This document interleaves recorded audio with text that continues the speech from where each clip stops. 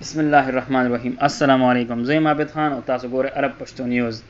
د پاکستان پرایم منسٹر عمران خان درې ورځې دند لپاره سعودي عرب ته رسیدلی دی. په دې دنه کې به هغې د سعودي عرب مشرانو سره ناسته کوي او په دې ناسته کې به مختلف موضوع باندې به بحث کوي چې ټولنه اهم بحث به د نبی کریم صلی الله علیه و آله وسلم په حق کې کوم ګستاخی کیږي دای متعلق به خبرې اترې کوي.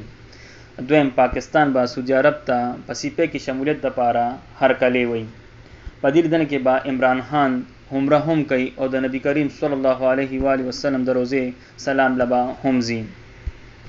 د کامیاب لیدنې نه بعد به سعودي عرب پاکستان ته $500 میلیون په تحفه کې ورکوي.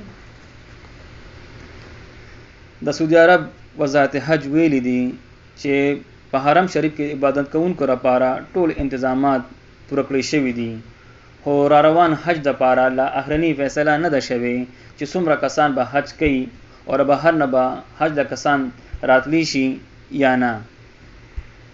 د سعودي عرب وزارت صحت ویلي دي چې موږ روزانه 1,60,000 ویکسین لګو. نو امید دی چې په کال 2023 کې به 80% کسانو ته پوره ویکسین ولګي.